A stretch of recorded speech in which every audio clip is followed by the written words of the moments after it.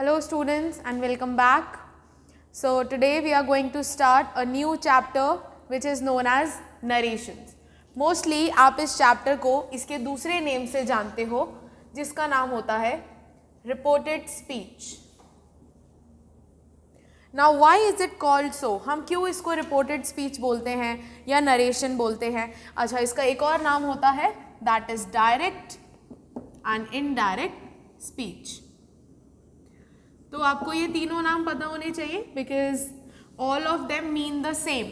Now what is their actual meaning? मतलब क्या है इनका छोटा सा मतलब है कि भाई ए ने कोई बात बी को बोली थी और बी फिर सेम बात घर पे जाकर सी को यानी अपनी मम्मी को बोल रहा है.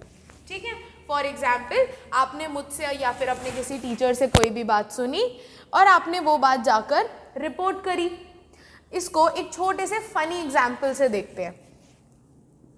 For example I say Harry said to Ron. Harry जो है वो अपने फ्रेंड बेस्ट फ्रेंड रॉन को बोलता है I want to leave magic and join music.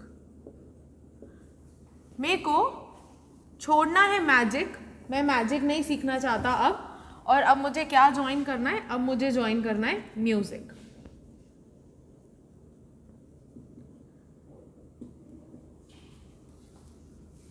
ठीक है, तो ये दोनों बेस्ट फ्रेंड्स हैं. ठीक है, और मेरे फेवरेट कैरेक्टर्स भी हैं, तो इसी के थ्रू मैं आपको पूरा रिपोर्टेड स्पीच समझा दूंगी. देखिए, हैरी ने रॉन से बोला कि मैं चाहता हूं कि मैं मैजिक छोड़ दूं, अब मुझसे मैजिक नहीं होता और बहुत प्रॉब्लम हो जाती है जब मैं मैजिक करता हूं, तो मेरे लिए भी और दूसरों के लिए भी, इसलिए मैं मैजिक छोड़ना चाहता हूं और म्यूजिक सीखना चाहता हूं. अब क्या हुआ? रॉन अपने प्रोफेसर के पास जाता है. रॉन प्रोफेसर को बोलेगा I want to leave magic and join music. क्या वो same line as it is जो उसने हैरी से सुनी, क्या वो उस चीज को सेम वे में जाकर बोल सकता है प्रोफेसर को? अगर बोल देगा तो उसके लिए बहुत बड़ी प्रॉब्लम हो जाएगी, क्योंकि प्रोफेसर कभी भी उसका सपोर्ट नहीं करेंगे, हमको पता है. तो रॉन को कुछ चेंजेस करने पड़ेंगे इस सेंटेंस में. कुछ ऐसा सिग्निफिकेंट चेंज चाहिए जिसकी वजह से रॉन ये बता पाए प्रोफेसर को कि ये बात मैं नहीं बोल रहा, बल्कि ये बात तो मुझे हैरी ने बोली थी. तो उसके लिए रॉन को क्या करना पड़ेगा? सबसे पहले तो रॉन को हैरी का नाम बताना पड़ेगा. यस, कि भाई हैरी टोल्ड रॉन. ठीक है, या हैरी टोल्ड मी, हैरी ने मुझसे बोला. अब अगर वो आई बोल देता है तो उसके लिए सबसे बड़ी प्रॉब्लम हो जाती है, क्योंकि आई का मतलब क्या है? मैं, जबकि रॉन खुद के लिए थोड़ी बोल रहा है, हैरी के लिए बोल रहा है. तो उसको चेंजेस करने पड़ेंगे कुछ प्रोनाउंस में. अब नॉर्मल सी बात है कि हैरी ने जब उससे ये बात बोली होगी तब कुछ टाइम पीरियड मतलब पहले का होगा, हम बोले पास्ट का होगा. ऑफ कोर्स ही बात है कि वो टाइम पीरियड खत्म हो गया होगा. तो अब जब रॉन प्रोफेसर को ये बात रिपोर्ट करने जा रहा है या बताने जा रहा है, तो वहां पर कुछ टेंस में भी चेंज करना पड़ेगा, क्योंकि हैरी ने तो पहले बोला था ना, रॉन तो अब गया प्रोफेसर को बताने. तो कुछ चेंजेस हमको टेंस रिलेटेड करने पड़ेंगे, और भी कुछ सर्टेन अदर चेंजेस है जो मैं आपको चैप्टर के थ्रू बताऊंगी. तो बेसिकली हमने यहाँ क्या सीखा? हमने यहाँ पर सिर्फ इतना सा सीखा कि नरेशंस जो चैप्टर होता है या जिसको हम रिपोर्टेड स्पीच बोलते हैं, उसमें एक पर्सन जो है वो दूसरे को रिपोर्ट करता है, और रिपोर्ट क्या करेगा? जो उसने ए से सुना है. Okay, so basically we will define what are narrations. Narrations are the words that are transferred or conveyed to a third person in or we can say using some changes, after some changes relating to pronouns, changing relating to tense, and there are a few other changes. ठीक है, तो जब हम narrations पढ़ेंगे तो हमें पहले मतलब पता होना चाहिए. मतलब क्या है इसका? कि भाई रॉन को अगर किसी को ये बात नरेट करनी है कि उसके और हैरी के बीच में क्या बात हुई, तो फिर उसको बहुत ध्यान से कुछ स्पेसिफिक चेंजेस करने पड़ेंगे जिसकी वजह से वो खुद ना फंस जाए, अदरवाइज वो बहुत बड़ी ट्रबल में आ जाएगा. तो डायरेक्ट और इनडायरेक्ट स्पीच। अब इसको कैसे समझें, तो इसको हम पार्ट्स बोल देते हैं रिपोर्टेड स्पीच या नरेशंस के। So we have two different parts of reported speech. First is direct speech and the second one is indirect speech. तो जो डायरेक्ट स्पीच होती है वो आप डायरेक्टली कन्वे करते हो। डायरेक्टली कैसे कन्वे करेंगे, डायरेक्टली जैसा हैरी ने बोला एग्जैक्ट वही का वही लाइन, ठीक है। तो जब हम ऐसे लिखते हैं Harry said to Ron, then using the inverted commas and the comma, I want to leave magic and join music. जब हम किसी के पास जाकर ऐसा नहीं बोलते, उसने मुझे कहा था कि मैं एक दिन बहुत बड़ा आदमी बनूंगा, तो वो मैं जो है वो बॉय अपने लिए यूज कर रहा था, ना कि हमसे। जब उसने बात करी तो वो हमसे हमारे लिए बोल रहा था, ऐसा नहीं हुआ। तो जब हम वर्ड्स में चेंजेस नहीं करते, जब हम किसी भी तरीके से टेंस से रिलेटेड या फिर पर्सन से रिलेटेड चेंजेस नहीं करते, वही के वही वर्ड्स सामने वाले के पास जाकर नरेट कर देते हैं, उसको बोलते हैं हम डायरेक्ट नरेशन। तो बच्चों इसको हमने क्या नेम दे दिया फिर, डायरेक्ट, क्योंकि ये बात डायरेक्ट कही गई, कुछ भी चेंजेस ना करके, कोई नमक मसाला नहीं लगाया इस बात में, इसमें हमने डायरेक्टली बात को चेंज कर दिया। बट इनडायरेक्ट चेंज जो स्पीच होता है उसमें थोड़े से चेंजेस करने पड़ते हैं। जैसे मैंने बोला कि रॉन को खुद को बचाने के लिए आई को रिप्लेस करना पड़ेगा किसी और प्रोनाउन से, टेंस चेंज करना पड़ेगा क्योंकि हैरी तो वो बात पहले ही बोल के चला गया, अब रॉन किसी और को जाकर रिपोर्ट कर रहा है। तो जब हम इसको चेंज कर देंगे रिपोर्टेड स्पीच में, या जब हम इसको बदल देंगे, कन्वर्ट कर देंगे पूरे चेंजेस करने के बाद, तो जो सेंटेंस निकलेगा वो क्या होगा, वो होगा हमारा इनडायरेक्ट स्पीच, ठीक है। ये हमने सीख लिया। अब हमें एक और बात सीखनी है, इस सेंटेंस के ये जो डायरेक्ट स्पीच हमने दी है इसके पार्ट्स होते हैं जो हमको पता होने चाहिए। थोड़ा सा मैं यहाँ से ये सब साफ कर देती हूँ ताकि हमें चीज़ें क्लियर समझ में आए।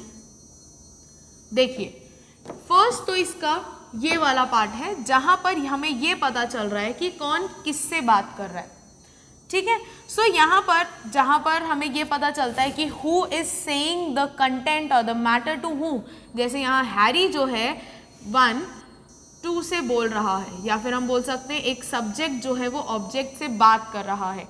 तो इस पार्ट को, हैरी से लेकर रॉन तक के पार्ट को हम क्या बोल देंगे, इसको हम बोलेंगे reporting verb.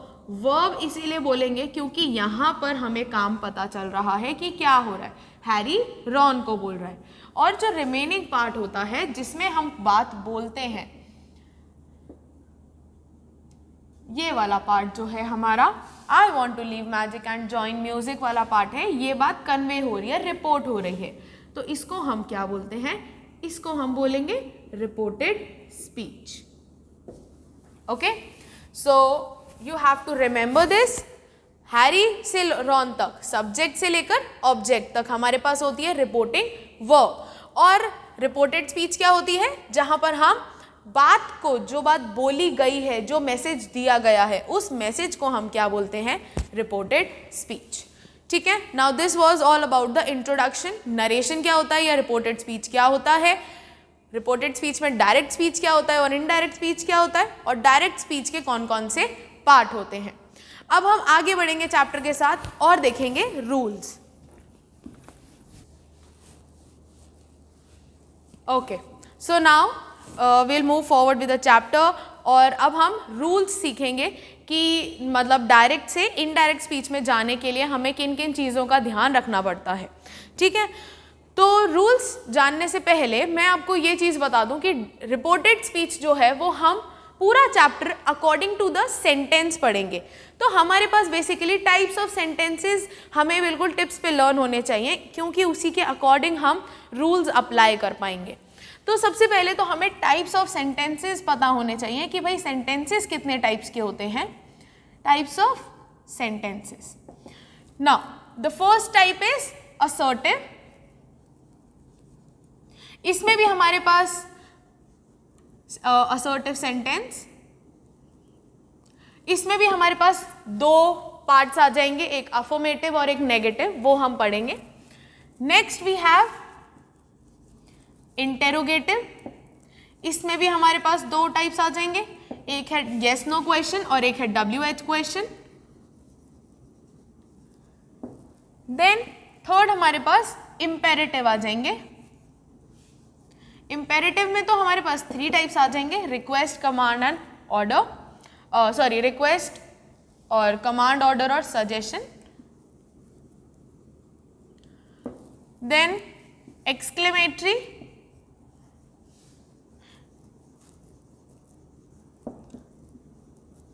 and the last is optative.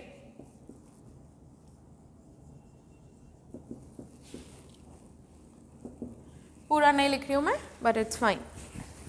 Now assertive sentences कौन से होते हैं, पहले इनका इंट्रोडक्शन देख लीजिए बहुत ब्रीफ में।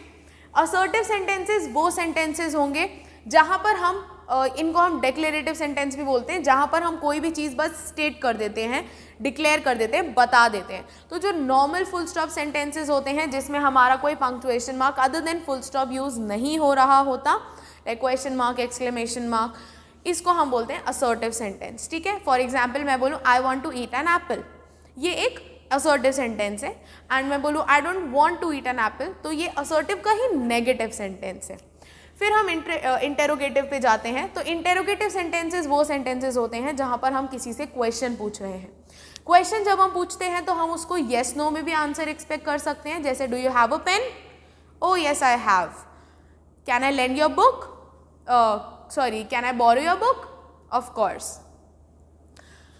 सो अच्छा, ये हो गए हमारे इंटेरोगेटिव के येस नो वाले। एक और होते हैं WH फैमिली के, where are you going, what are you doing, how have you bin.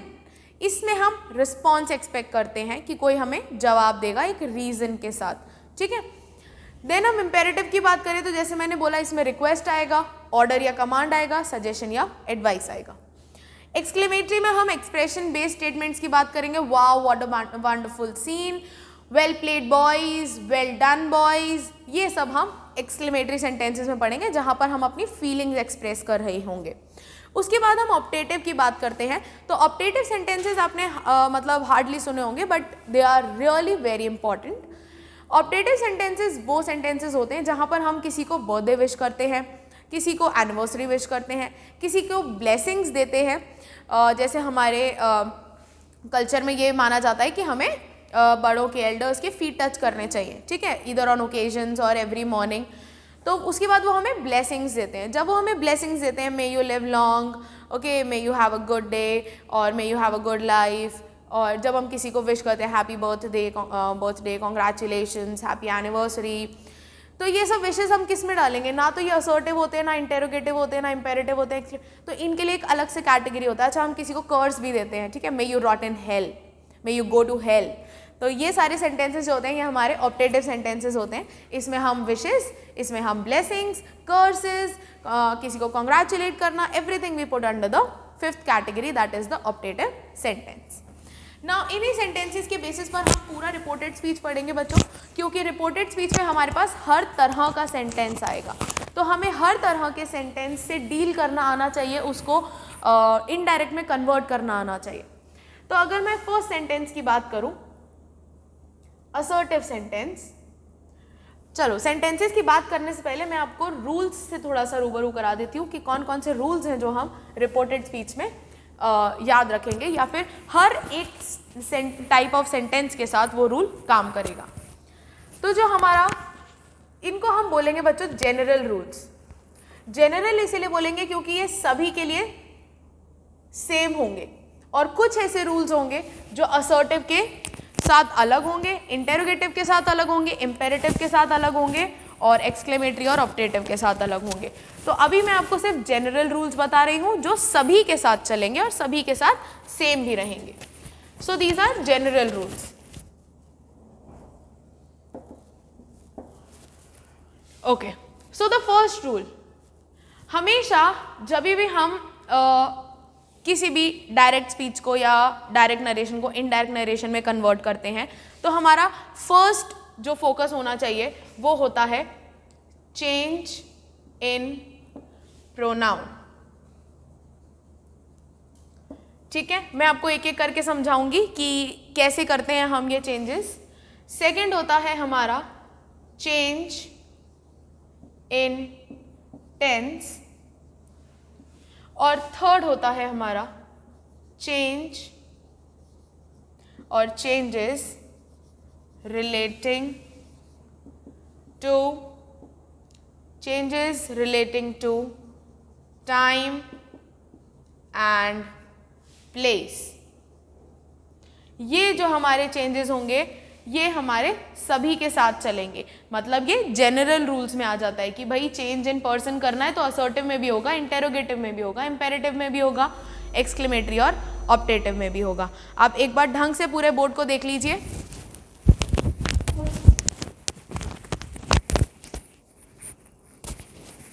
Now जब हम हर एक सेंटेंस की बात करेंगे तो मैंने जैसा बोला कि पर्सन का चेंज असर्टिव में भी करेंगे और हर मतलब 5 सेंटेंसेस में हम लोग चेंज इन पर्सन करेंगे। बट कैसे करेंगे, तो एक एक करके हम पहले सारे जनरल रूल्स को सीखने की कोशिश करते हैं।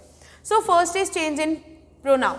चेंज इन प्रोनाउन, सबसे पहले प्रोनाउन होता क्या है, सबसे पहले तो हमें ये समझना है कि प्रोनाउन होता क्या है। तो प्रोनाउन क्या होता है, प्रोनाउन कोई भी ऐसा वर्ड हो सकता है जो हमें हेल्प करता है नाउन की प्लेस पे आकर उसका रेपिटेटिव यूज अवॉइड करने के लिए। फॉर एग्जाम्पल मैं कोई भी सेंटेंस बोल रही हूँ, Jack is a smart boy, Jack knows how to complete his work on time, Jack is clever enough to fool anybody and earn a good sum of profit. तो इस अगर मैंने ये 2-3 सेंटेंसेस बोले, आप इसमें जैक जैक जैक सुन के थोड़ा सा आप बोल रहे हो कि सेंटेंस में हम थोड़ा सा कम्बसम हो रहा है, बार बार आप जैक जैक जैक बोल रहे हो, हम अच्छा मतलब पसंद नहीं आ रहा, तो मैं क्या बोलूँगी, ठीक है मैं जैक नहीं बोलती, मैं उसकी जगह एक प्रोनाउन यूज़ कर लेती हूँ। वो क्या होगा, वो होगा ही, क्योंकि बॉय के लिए हम ही यूज़ करते हैं। तो ही, शी, इट, दे ये हम थर्ड पर्सन के लिए यूज़ करेंगे, यू हम सेकंड पर्सन के लिए यूज़ करेंगे, एंड आई एंड वी हम ऑफ कोर्स फर्स्ट पर्सन के लिए यूज़ करेंगे। So change in pronoun, change in pronoun हमें पढ़ना मतलब हमें सीखना तो है, but through an example I help you get it.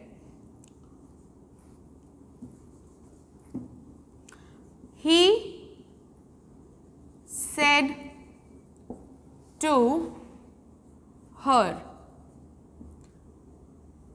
I, or we can write you are my best mate. ठीक है, तुम ही मेरे सबसे अच्छे मेट हो। किसने बोला, ही ने बोला शी को, लड़की को। सो अब हमें इसमें चेंज इन प्रोनाउन करना आना चाहिए, तो इसके लिए हम एक रूल यूज करते हैं जिसको बोलते हैं सन रूल। सन का मतलब क्या होता है बच्चों, एस का मतलब होता है सब्जेक्ट, ओ का मतलब होता है ऑब्जेक्ट, एंड एन का मतलब होता है नो चेंज। ठीक है मैम, समझ गए, बट इसका मतलब क्या है, तो इसका मतलब ये है कि हमारी जो रिपोर्टिंग वर्ब होती है इसी के अकॉर्डिंग हमारा रिपोर्टेड स्पीच चेंज होता है। कैसे होगा, जब मैं बोलूँगी आपको कि आप अपने रिपोर्टेड स्पीच को देखिए, you are my best mate, तो यहाँ पर यू जो है वो किसको सिग्निफाई कर रहा है, क्योंकि ही ने शी को बोला, मतलब किसी बॉय ने किसी गर्ल को बोला, हम यहाँ नेम दे देते हैं बेटर रहेगा, जैसे जैक ने पर्ल को बोला। ठीक है, थोड़ा सा भी कन्वीनियंट हो जाएगा। तो Jack is a boy we know and Pearl is a girl. तो हमें ये तीनों जो हमारे रूल्स के मेन मैटर्स हैं, सब्जेक्ट, ऑब्जेक्ट एंड इसको अभी छोड़ दीजिए, तो हमें सब्जेक्ट ढूंढना है। तो हमारे रिपोर्टिंग वर्ब में सब्जेक्ट क्या है, जैक, रिपोर्टिंग वर्ब में ऑब्जेक्ट क्या है, पर्ल। तो जब हमारी रिपोर्टेड स्पीच चेंज होती है तो वो इन्हीं सब्जेक्ट ऑब्जेक्ट की थ्रू होती है। और जब मैंने नो चेंज लिखा है तो इसका मतलब है कि यहाँ पर थर्ड पर्सन में रिपोर्टेड स्पीच में कुछ भी आएगा तो वो थर्ड पर्सन में वो चेंज नहीं होगा। अगर फर्स्ट पर्सन में कुछ भी आता है, यहाँ पर आई लिखते तो ही से रिलेटेड कुछ आता, अगर हम यहाँ पर यू लिख रहे हैं, सेकंड पर्सन की बात कर रहे हैं, तो वो चेंज होता है ऑब्जेक्ट के अकॉर्डिंग। द फर्स्ट पर्सन, इतना ध्यान रखिए, लेफ्ट हैंड साइड वाले लेफ्ट साइड के अकॉर्डिंग रहेंगे और राइट साइड वाले राइट साइड के अकॉर्डिंग चलेंगे। तो जो हमारा राइट साइड वाला फर्स्ट, यहाँ पर 1 2 3 का मतलब है first person, second person, third person. तो जब हमारा फर्स्ट पर्सन अगर हमारे पास रिपोर्टेड स्पीच में है, नहीं है, इग्नोर। सेकंड पर्सन, ठीक है, आगे आगे दिख रहा है यू, सेकंड पर्सन यू होता है, तो यू चेंज होगा अकॉर्डिंग टू द ऑब्जेक्ट। तो ऑब्जेक्ट क्या है यहाँ पर? पर्ल। पर्ल हमें पता है लड़की है, तो हमें उसी के लिए उसका सब्जेक्टिव केस यूज करना पड़ेगा। तो हम सिर्फ यहाँ से लेकर यहाँ तक का पार्ट चेंज करेंगे। You are my best mate के लिए तो यू की जगह हमें पर्ल का कोई सब्जेक्टिव प्रोनाउन यूज करना पड़ेगा, दैट इज शी। अब आर को हम देखेंगे टेंस के अकॉर्डिंग छोड़ देते हैं, यहां पर लिख देती हूं मैं she are my best mate. My again हमारे पास यहाँ पर पॉजिटिव एडजेक्टिव है, प्रोनाउन नहीं है, पॉजिटिव एडजेक्टिव है, इसको भी हमको चेंज करना पड़ेगा। किस में? अब माई क्या है? फर्स्ट पर्सन है, तो फर्स्ट पर्सन जैक है, तो जैक के ही सब्जेक्टिव केस में हम माई को चेंज करेंगे, जो कि क्या हो जाएगा? हिज। ठीक है, वो खुद के लिए बोल रहा है, तो जब वो खुद के लिए बोल रहा है जैक, तो यहां पर वो हिज यूज करेगा क्योंकि वो एक बॉय है। तो हम इसको कैसे बोलेंगे? अभी हम इसका टेंस वगैरह कुछ चेंज नहीं कर रहे। Jack said to Pearl she, are को छोड़ दो, अभी टेंस को छोड़ दो, शी आर और शी हम टेंस कर देते हैं change, was his best mate. ठीक है, रिपोर्टेड स्पीच चेंज हो गई, she is was his best mate. ठीक है, चलो एक और एग्जाम्पल देख लेते हैं।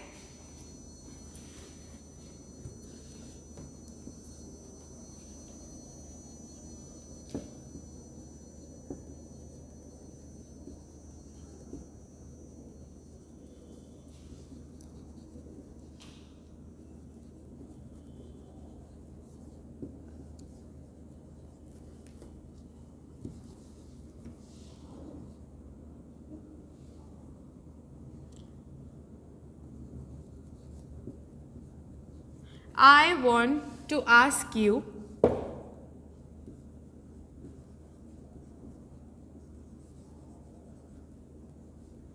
a favor. मुझे तुमसे कुछ काम है। I want to ask you a favor. मेरे को तुमसे कुछ काम करवाना है या मुझे तुमसे कुछ चाहिए। तो चार्ली किसको बोलता है? मुझे बोलता है। अब यहाँ पे चार्ली बॉय है, हमें पता है। तो जब मैंने बोला Charlie said to me I want to ask you a favour, मुझे तुमसे एक फेवर चाहिए, और आई वॉन्ट टू, इसको थोड़ा सा चेंज करते हैं so that it's easy. Charlie said to me I want to ask you something. ठीक है, I want to ask you something, ऐसे लिखते हैं। अब देखिए, चार्ली ने मुझे बोला that I want to ask you something. जब उसने बोला आई वॉन्ट टू, तो उसका मतलब वो खुद के लिए बोल रहा था, और क्योंकि वो एक बॉय है तो हमें आई वाले प्रोनाउन को बॉय के अकॉर्डिंग ही चेंज करना पड़ेगा। तो हम आई की जगह पे क्या लिखेंगे? हम आई की जगह पे ही लिखेंगे। सब्जेक्टिव केस है तो सब्जेक्टिव प्रोनाउन ही यूज आएगा, ऑब्जेक्टिव केस होता तो ऑब्जेक्टिव प्रोनाउन यूज होता। अगर यहाँ पर आई की जगह मी होता तो हम ही की जगह हिम लिख देते। ठीक है, want to ask you, अब ये ध्यान रखना है कि यहाँ पर you जो है वो, क्योंकि you हमें बहुत कंफ्यूज करता है, सब्जेक्टिव केस भी you होता है, ऑब्जेक्टिव केस भी you होता है। तो यहाँ पर तो मेरे लिए बहुत ईजी है, क्योंकि मी है तो मैं यहाँ पे डायरेक्टली मी लिख सकती हूँ, लेकिन अगर मैं यहाँ पे कोई बॉय का या गर्ल का नाम लिख देती तो आप उसी का ऑब्जेक्टिव केस यूज करते। जैसे कि अगर मैंने यहाँ पर मी को हटा के जिनी कर दिया होता तो आप यहाँ पे मी को हटा के हर कर देते।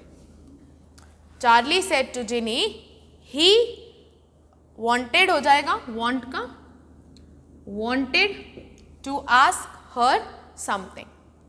ठीक है, ये है हमारा चेंज इन पर्सन। अच्छा, नो चेंज वाला एक एग्जाम्पल मैं आपको ऐसे ही बता देती हूँ बोल के। My mother said to me give them these books. तो आप इसका ऑब्जेक्टिव क्या करोगे सोच के आप मुझे नेक्स्ट वीडियो में बताओगे। सो आज के लिए मैं ये वीडियो यहीं पे स्टॉप कर रही हूँ।